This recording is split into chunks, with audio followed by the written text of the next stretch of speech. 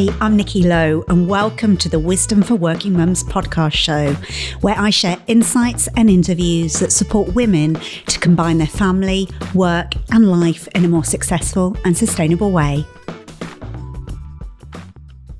Welcome to this episode. I'm your host, Nikki Lowe, and today I'm talking about being the flex point in your family. This episode is for you if you find that you're the default, or what Eve Rodsky, the author of Fair Play, calls the she-fault parent in your home, which is the person that's responsible for really all the daily tasks that keep your family running. In this episode, I'm talking about what being the flex point is actually about, the impact of you being the flex point, and 4 strategies that can help when you find yourself having to flex more than you feel able to. But before we dive in, I'd like to do a listener shout out to Fiona Wilson, who recently emailed me to say, I returned to work in May after a year-long mat leave, and I found your podcast unbelievably helpful. I often take myself off for a solo walk at the end of the day and put on one of your podcasts, and it hugely helps me trying to adapt to working mum life, which I completely underestimated how hard it would be. So I want to say a massive thank you for your inspirational podcast, which have really helped me navigate my journey into working mum life. Keep making great content, Nikki. It is amazing. Thank you, Fiona. I am genuinely so happy that my podcast show is useful for you and is giving you insights to help as a working mum, and that the content is making a difference. And thank you for choosing to listen, as I'm always aware that there are a million different ways you can spend your precious time. And it means the world to me that each and every one of you choose to listen to this show. As I've said before, it can feel like I'm in a vacuum over here in podcast land, and I often don't know who's listening and what impact the episodes are having. So if you're listening to this and you've not yet left a review, it would be amazing if you did. You can head over to iTunes or wherever you listen to your podcasts. You can rate the podcast and leave a review there. And not only does it help me to continue to create really useful content and relevant episodes for you, but it also helps more working mums like you to benefit from the show, because the more reviews the show gets, the higher in the ranking it gets shown, and the more people get to listen to it. So now, back to the flex point.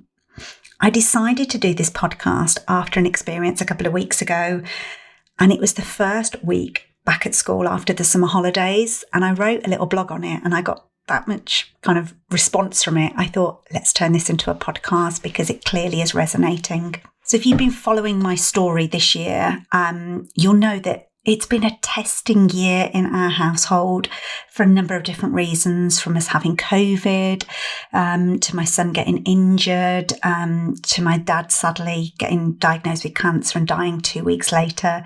So it really feels like it's been a lot, and I've really had to flex with that whole set of events in our family. So when school was returning in September, and I knew that both my son was returning to his school and my daughter was actually starting the nursery at the same school as him, and they were going to be in the same routine at the same drop-off point, I was really looking forward to this. I'd been craving the structure and routine of really having to let go of being in the driving seat of my life for longer than has felt really comfortable. As I say, those family events really have kind of pulled the rug from underneath my feet. So yeah, the week comes for them both to return to school, and I was gearing myself up to get into the routine of life, but life had different ideas for me because my daughter became ill and couldn't go into school. We ended up having an emergency trip to the doctors, and all my best laid plans got thrown up in the air again. And in our family, I'm the flex point. So I'm the one whose life kind of flexes to accommodate the family emergencies. You know, I'm the one that gets the call from the school if they're ill. I'm the one that normally kind of takes the children to the doctors, all of those type of things. And that's partly conscious choice by me and my husband. But if I'm honest, it's partly because of society expectations and conditioning. I kind of just stepped into that role without questioning it. So when my daughter was ill, I'm the one who had to flex in response. And as I've said, this year has seen me have to flex a lot. And at times that's felt like I've almost had whiplash because I'm being kind of dragged in one direction before being flipped into another. And when my daughter got kind of ill and I had to go to the doctors, I found myself having to, what I call, unjuggle the stuff that I've been juggling to rejuggle it. And I'm wondering if you can relate to that. So as most working mums, we have carefully laid plans of how things happen with schedules and organisations so that it all runs smoothly. And it only takes one thing to kind of trip you off those kind of train tracks of kind of life running along smoothly, and it all gets thrown up in the air. So I was unjuggling the stuff that I'd been juggling to then have to rejuggle it. And that additional load of reorganising the stuff was really hard for me, especially as I'd had 2 nights of broken sleep because she'd been unwell. And for me, that really speaks to the heart of the challenge that so many of us have as working mums. If you're career driven and also the flex point for your family, it can feel like you're sometimes being ripped in 2 or even more parts.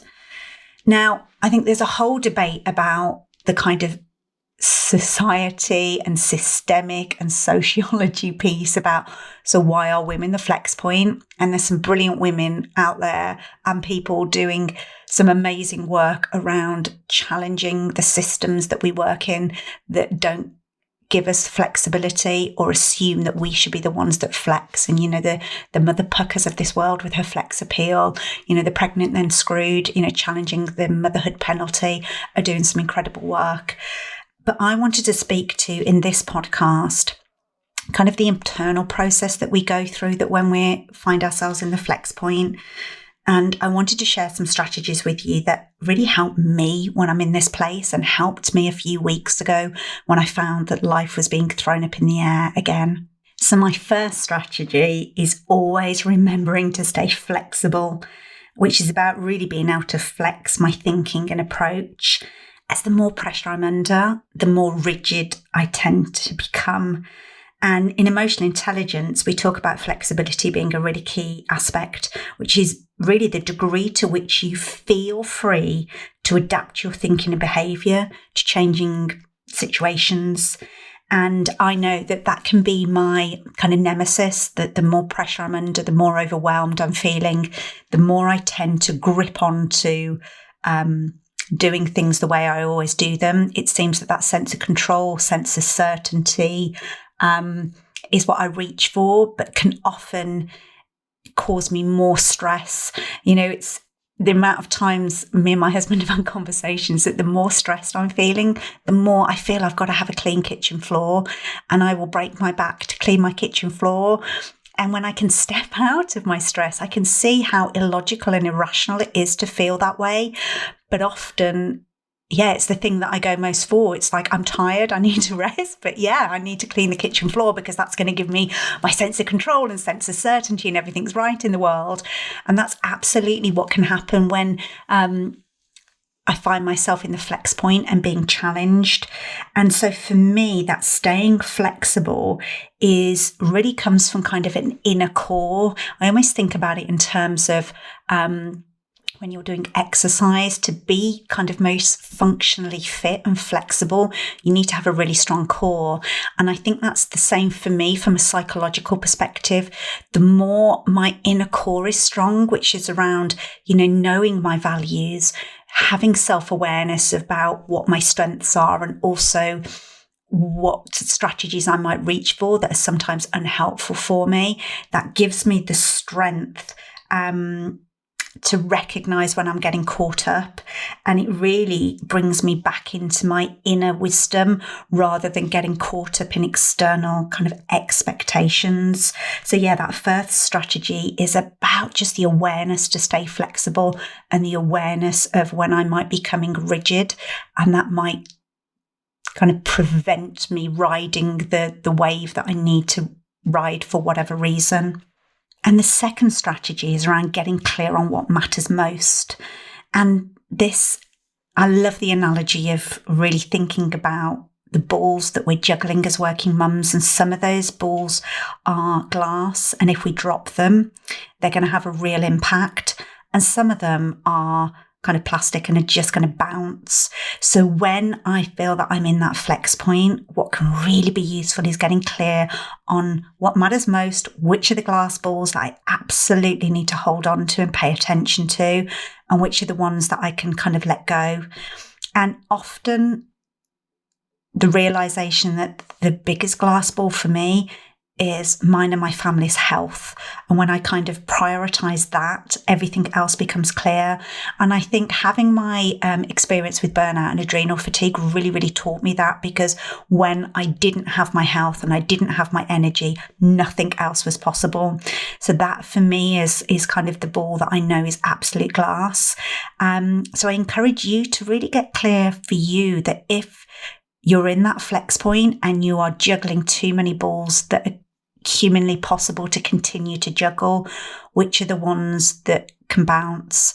And sometimes you might need external kind of challenge on this, because some balls we think are glass and actually aren't. We just got ourselves caught up in an unhelpful thinking pattern that, again, perhaps pretty rigid thinking pattern that makes us think that they are a glass, and actually with a little bit of gentle prompting, it can remind us that no, actually those ones are the plastic ones, and they will absolutely bounce, even if we've convinced ourselves they won't. And sometimes that's letting go of work. And this year I've had to let go of my work far more than it's felt comfortable. And at times it's felt like it's become really vulnerable and glass-like. And actually, it hasn't. It has been plastic and has been able to bounce. But I've needed to remind myself of that. So yeah, that second strategy is getting clear on what matters most and which are your glass balls. The third strategy when I'm having to flex is about giving myself huge amounts of self-compassion and grace. So this is about not listening to my inner superwoman that thinks I should and I can do it all, but instead listening to my wise inner woman. And my wise inner woman is the one that can give me the gift of often perspective, putting it in perspective of, how will I feel about this in 3 months, 3 years, 30 years? And because in the moment, it can all feel really important and really overwhelming. So my wise inner woman gives me that gift of the perspective, but she's also the kind one. And if you've followed any of my stuff that I've recently done around self-compassion, it's the one thing that I've come to realize is fundamental to our resilience, but is often the thing that we're most unable to give ourselves in that moment when we need it most. So for me, I'm building my self-compassion practice, and there's 2 elements to self-compassion. And Dr. Kristen Neff talks about them being the yin and yang of compassion. So the yin is kind of the soft, feminine, being able to nurture yourself, use kind words and even kind of physical gestures. So it might be stroking your arm to kind of release oxytocin that kind of makes you feel more relaxed and more cared for and more safe. But there's also the yang of self-compassion, which is more the masculine energy of, holding firm boundaries and motivating and protecting yourself to do what matters most. So for me, when I'm having to be the flex point and feeling overly responsible, and I go into my over-functioning of thinking I've got to do it all and please everybody and do it perfectly, it's in those moments actually stopping and remembering that self-compassion is the foundation for me moving forward in a really helpful and productive and healthy way. And the final strategy for when you're finding that you're having to be the flex point when it feels uncomfortable is making sure that you've got this village around you. And so for me, having that village of amazing people who help me manage the flex and remind me that I'm doing amazingly even when it doesn't feel like it. And you'll have heard me say before, but it not only takes a village to raise a child, but it takes a village to raise us as mothers. And we're all too often navigating life as mums too independently these days, either because geographically we don't live around our family, or if, like me, you find that, unfortunately my mum's no longer around and I haven't got my aunts living locally, so I haven't got that maternal line around me, so I've had to consciously create a village and ask for help even when it feels uncomfortable, and being able to receive that help. And I think that's a huge part of being able to navigate the flex with more ease. So hopefully those strategies are being useful, and that thinking about the flex point in this way is useful for you in your life. But as always, I'd love to hear from you too. Are you the flex point in your family? What helps you when life demands that you flex more than you feel comfortable? So drop me an email or tag me on social media. As always, I love to hear from you. So until next time, take care and thanks for listening. If you've enjoyed this episode of Wisdom for Working Mums, please share it on social media and with your friends and family.